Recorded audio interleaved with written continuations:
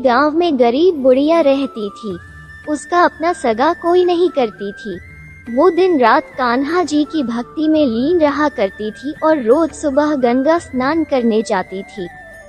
उस निर्धन बुढ़िया की भक्ति से भगवान कृष्ण बहुत ज्यादा खुश थे और वो खुद उसकी कुटिया की खिड़की पर एक कटोरे में खिचड़ी रखकर रोज चले जाते थे, जैसे कि वो बुढ़िया नहाकर आने के बाद खा लेती थी।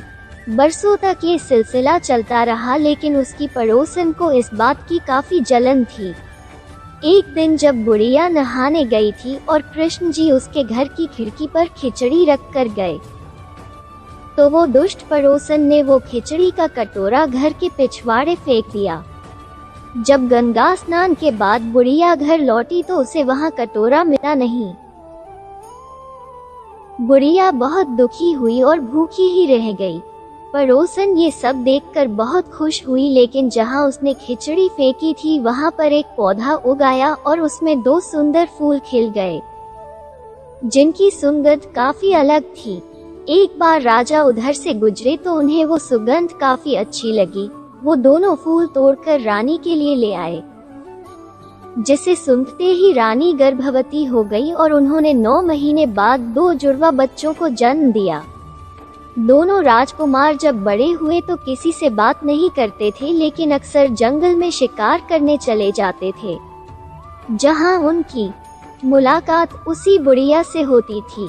ये बात जब राजा को पता चली तो वो बहुत हैरान हुए। उन्होंने तुरंत सैनिकों को उसे लाने के लिए भेजा।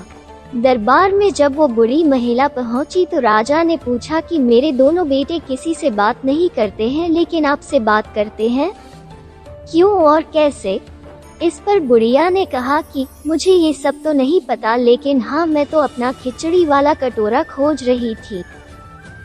तब एक दिन ये दोनों मुझे मिले और कहने लगे कि मैं आपका कटोरा हूँ और मैं ही आपकी खिचड़ी हूँ, और तब से ये मुझसे मिलने आने लगे। राजा को यह सब कर सुनकर काफी हैरानी हुई, लेकिन उसने बुढ़िया को प्रणाम किया और उन्हें राज दरबार में विशेष अतिथि बनाकर हमेशा के लिए रख लिया। ये बात देखकर दोनों राजकुमार काफी प्रसन्न हुए। उन्होंने तुरंत राजा को प्रणाम किया और दोनों ने बोलना प्रारंभ कर दिया। संयोग से ये सब कार्तिक माह में हुआ था। तब से ही कार्तिक मास में पवित्र नदियों में स्नान करने और घरों में इस दिन खिचड़ी बनाने का रिवाज बन गया। किसी गांव में एक साहूकार था और उसका एक बेटा व बहू भी थे।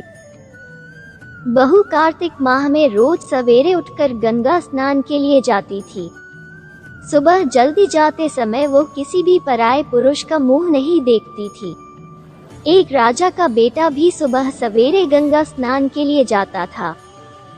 वो हैरान होता कि मैं इतनी जल्दी उठता हूँ स्नान के लिए, लेकिन कोई है जो मुझसे भी जल्दी उठकर नहा लेता है। कार्तिक माह के 5 दिन बचे थे कि एक दिन साहूकार की बहू तो स्नान करके वापस जा रही थी और उस समय राजा का बेटा स्नान के लिए आ रहा था। आवाज सुनकर वो जल्दी जल्दी जाने लगी, लेकिन जल्दबाजी में उसकी माला मोजड़ी छूट गई। राजा के बेटे ने उसकी माला मोजड़ी उठा ली और सोचने लगा कि जिस स्त्री की यह माला मोजड़ी इतनी सुंदर है, वो स्त्री कितनी सुंदर होगी। उसने पूरे गांव में मुनादी करवा दी कि जिसकी तह माला मोजड़ी है वो 5 रात मेरे पास आएगी। साहूकार के बेटे की बहू ने कहलवा दिया कि मैं 5 रात आऊंगी, लेकिन किसी को साख भरने बैठा देना। राजा के बेटे ने एक तोते को पिंजरे में बंद कर गंगा किनारे पेड़ पर टांग दिया। बहू सुबह के समय आई, पहली पैड़ी पर पैर रखा और बोली, हे कार्तिक के ठाकुर राय दामोदर, 5 पांडु, 6 नारायण, भीखम राजा, उस पापी को नींद आ जाए। राजा के बेटे को नींद आ गई। बहू नहा धोकर चलने लगी तो तोते से बोली, सुबह सुबह तेरे गल डालूंगी हीरा, मेरी साख भरियो वीरा। सुबह बोला कि कोई वीर भी साख भरता है क्या? वो फिर बोली, सुबह सुबह सुबह तेरे पग घालूंगी नेवर, साख भरियो मेरे देवर।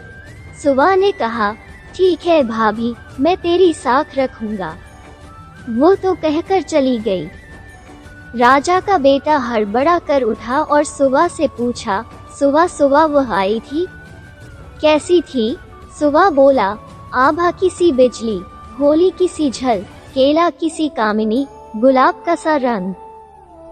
अगले दिन राजा के बेटे ने सोचा कि आज मैं अपनी अंगुली में चीरा लगाऊंगा, इससे मुझे नींद नहीं आएगी। अगले दिन राजकुमार अंगुली चीर कर लेट गया। वो आई और भगवान से उसी तरह प्रार्थना करने लगी और राजकुमार को फिर नींद आ गई। वो स्नान करके फिर से वापस चली गई। सुबह राजकुमार ने तोते से फिर पूछा तो उसने वही सारी बातें दोहरा दी। अब राजकुमार बोला कि मैं आज रात में आंखों में मिर्ची डालकर बैठूंगा। रात में वह मिर्ची डालकर बैठ गया। बहू फिर आई और प्रार्थना की, जिससे उसे फिर से नींद आ गई। राजकुमार ने तोते से बहू के आने की बात पूछी, उसने फिर बता दी। राजकुमार अब फिर सोचने लगा कि आज मैं बिना बिस्तरे के ही बैठूंगा और रात को बिना बिस्तरे के बैठ गया। जब वो स्नान करने आई तो उसने फिर से भगवान से प्रार्थना की और राजकुमार को नींद आ गई। जब वो नहाकर जाने लगी तो आंख बंद करके चली गई। राजकुमार जब उठा तो वो जा चुकी थी। राजकुमार फिर सोच में पड़ गया और सोचने लगा कि आज मैं अंगीठी जलाकर बैठूंगा, जिससे नींद नहीं आएगी। फिर वह रात को अंगीठी रखकर बैठ गया। साहूकार की बहू आई और वो भगवान से प्रार्थना करने लगी कि आपने 4 रातें तो निकाल ली, अब यह रात और निकाल दो। भगवान ने उसकी बात रख ली और राजकुमार को नींद आ गई। जब वो नहाकर जाने लगी तो तोते से बोली कि इस पापी को कह देना कि 5 रातें पूरी हो चुकी हैं। वो मेरे मोतियों की माला मेरे घर भिजवा दे। सुबह राजकुमार की आंख खुली तो उसने तोते से पूछा कि क्या वो आई थी, तो तोते ने कहा, हाँ वो आई थी और उसने अपनी माला मंगवाई है। यह सुन राजकुमार सोचने लगा कि वह तो सच्ची थी, तभी तो भगवान ने भी उसका सत रखा। कुछ समय के बाद राजकुमार को कोढ़ हो गया। राजा ने ब्राह्मण को बुलाकर पूछा कि मेरे बेटे का शरीर क्यों जल रहा है। ब्राह्मण ने विस्तार से सारी बात राजा को बताई कि इसने क्या किया था। ब्राह्मण ने कहा कि इसने पतिव्रता स्त्री पर बुरी नजर डाली, इसलिए यह इस रोग से पीड़ित हुआ है। राजा ने इसके ठीक होने का उपाय पूछा तो ब्राह्मण ने कहा कि यह उस साहूकार की बहू को धर्म की बहन बनाए और रोज उसके नहाए हुए जल से यह स्नान करे, तब यह ठीक हो सकता है। राजा साहूकार की बहू की माला लेकर साहूकार के घर गया और बोला कि यह माला आपकी पुत्रवधू की है, इसलिए और आपकी बहू के नहाए हुए जल से मेरे बेटे को नहला दें। साहूकार बोला कि वह तो किसी पराये पुरुष का मुंह तक नहीं देखती। आप उसे इस नाली पर बिठा दीजिए, जब वह ऊपर नहाएगी तब नीचे इस नाली के पानी से आपका पुत्र नहा लेगा। राजकुमार ने ऐसा ही किया और कुछ समय बाद उसका शरीर चंदन सा हो गया। हे पंच भीखू देवता, जैसे आपने साहूकार की पुत्रवधू का सत रखा, वैसे ही सभी का रखना।